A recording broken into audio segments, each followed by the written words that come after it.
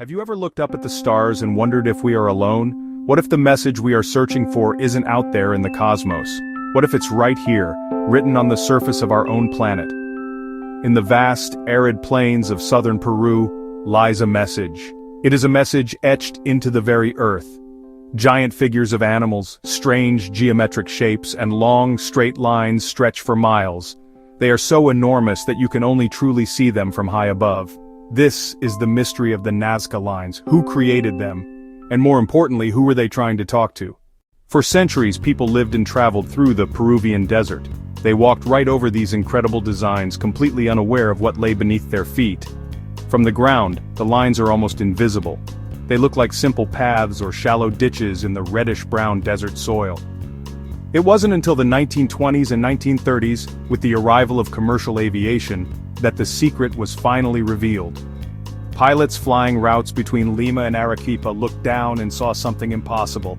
They reported seeing strange, massive drawings on the desert floor. Imagine being one of those first pilots. You look down expecting nothing but sand and rock, and then you see it. A perfect spiral, a spider with uncanny biological detail, a monkey with a coiled tail stretching for hundreds of feet.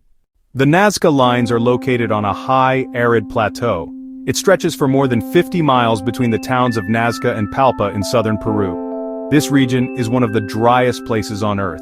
It receives only a few minutes of rain each year. This unique environment has acted as a natural preservative. It has protected the delicate lines for nearly 2 millennia. We see hummingbirds, spiders, pelicans, and even a figure some call the astronaut. The scale of these figures is truly mind-boggling. The spider is about 150 feet in length. The hummingbird measures over 300 feet. One of the largest figures, the pelican, is an astonishing 935 feet long. That's the length of 3 football fields. The geometric shapes, like trapezoids and rectangles, are even larger. Some stretch for several miles across the desert plateau. Archaeologists believe the Nazca people used basic surveying techniques. They likely started with a small-scale model or a drawing on a cloth grid. Then, using wooden stakes, ropes, and a keen understanding of geometry, they scaled up the design. By placing stakes at key points and stretching cords between them, they could create perfectly straight lines and precise curves over vast distances. The desert floor is covered in a dark patina of rock, a kind of desert varnish. Beneath this thin layer is much lighter soil. The Nazca workers would have simply removed the dark surface rocks along their staked-out paths. They piled the stones along the edges of the lines, which in many cases, helps to accentuate the designs. Researchers have tested this theory by recreating Nazca-style lines themselves. Using only the tools and materials that would have been available to the Nazca people, teams have successfully made large-scale geoglyphs. The Nazca people likely relied on their deep understanding of measurement and proportion. They would have worked in teams, with some people directing the work from nearby hills. The Nazca Lines become a monument not to alien visitors but to the incredible potential of the human mind. What if the explanation isn't found in human ingenuity, but in the stars? For decades, the Nazca Lines have been a centerpiece for ancient astronaut theorists. This idea, popularized by writers like Erich von Däniken, proposes a fascinating alternative. What if the Nazca people were not the architects but merely the construction crew? The theory suggests that extraterrestrial beings visited Earth in the ancient past. These visitors used the Nazca Plateau as a landing field for their spaceships. The long straight lines, according to this view, are not paths for gods, but runways for spacecraft. Perhaps they were signals, waypoints or symbols to guide the alien ships from orbit. The famous figure known as the astronaut or the giant is often cited as prime evidence.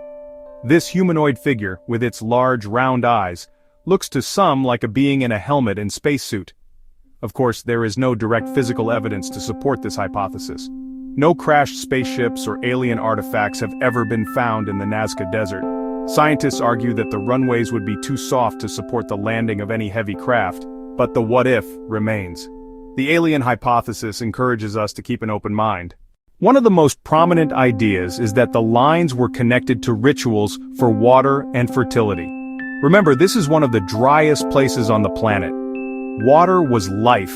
Many of the geoglyphs, especially the animal figures like spiders, monkeys, and hummingbirds, were symbols of water, rain, or fertility in ancient Andean cultures. The lines in this view were giant ceremonial pathways. Imagine the Nazca people walking along these sacred lines in a procession, praying and making offerings to their gods. Another powerful theory connects the lines to the sky. Some researchers have suggested that the Nazca lines form a massive astronomical observatory. She proposed that some of the straight lines align with the rising and setting of important stars and constellations, such as the Pleiades, which signaled the start of the harvest season. In this interpretation, the desert was a celestial map. The lines helped the Nazca people track the seasons and maintain a complex calendar essential for agriculture. A third theory is that the lines are a map of underground water resources. This idea suggests that the trapezoids and lines point to the location of subterranean aquifers and wells. The animal figures might indicate the quality or nature of the water source. In a land where water is everything, having a massive permanent map to this hidden resource would have been invaluable for survival. Each theory offers a glimpse into the minds of the Nazca people. Were they religious zealots, brilliant astronomers, or practical hydrographers? Perhaps they were all three. Even with these strong scientific theories, fundamental riddles remain. The most perplexing is still the scale. Why make them so enormous? If the lines were ceremonial pathways, why not make them on a smaller, more human scale? If they were an astronomical calendar, why did so many of the lines not align with any known celestial events? The lines were not all created at the same time. Sometimes these later lines cut directly through the older animal figures, showing a disregard for the original artwork. And what about that enigmatic astronaut figure on the hillside? Why was this particular figure carved not on the flat desert floor, but on the slope of a hill, making it visible to people on the ground? There are flower-like patterns, hands with too many or too few fingers. This inconsistency challenges any single all-encompassing theory. Perhaps the biggest riddle is the silence. The Nazca people left us this incredible book written in the language of the earth, but they left us no dictionary to read it. Now, the question turns to you. After journeying through the scientific explanations and the speculative flights of fancy, what do you think? When you look down upon this ancient desert canvas, what do you see? The beauty of the Nazca lines is that they invite us all to be detectives. You don't need a degree in archaeology to wonder. Perhaps you have a new idea. A theory that combines elements of the old ones or introduces something entirely new. Think about the figures. Why a monkey? An animal that is not native to the dry Nazca region. It must have been brought from the distant Amazon jungle.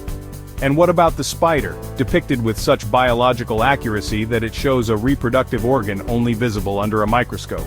How did they know this detail? So I encourage you to share your thoughts. What is your theory? There is no right or wrong answer yet, only a spectrum of possibilities. The global conversation about the Nazca lines is what keeps the mystery vibrant and exciting. By asking questions and proposing new ideas, we participate in the same quest for understanding that began when those first pilots flew over the desert.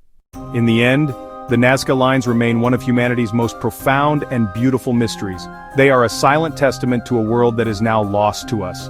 We can study them, measure them, and theorize about them. But we cannot ask their creators what they were thinking. We are separated by a gulf of nearly 2,000 years. This gap in our knowledge is not a failure, it is an invitation. Science has given us plausible, well-researched explanations for how the lines were made and what they might have meant. These ideas celebrate the incredible intelligence and resourcefulness of our ancestors. They show us that with cooperation, knowledge, and a powerful belief system, humans can achieve the extraordinary. The Nazca lines are a monument to the enduring power of human culture. They stand as one of the great achievements of the ancient world. Yet, the whispers from the stars persist. These alternative theories, while not supported by traditional evidence, push the boundaries of our imagination. The mystery of Nazca is big enough to hold both scientific reason and imaginative speculation. Perhaps one day, a new discovery, a hidden tomb, an undeciphered artifact, or even a message from the stars, will provide the final answers. But until then, the Nazca lines will continue to serve their purpose. Not as runways or calendars, but as a source of wonder for all humanity. They remind us that some questions are so powerful they can echo through the ages, waiting for a generation with the wisdom to finally understand. The desert is still waiting.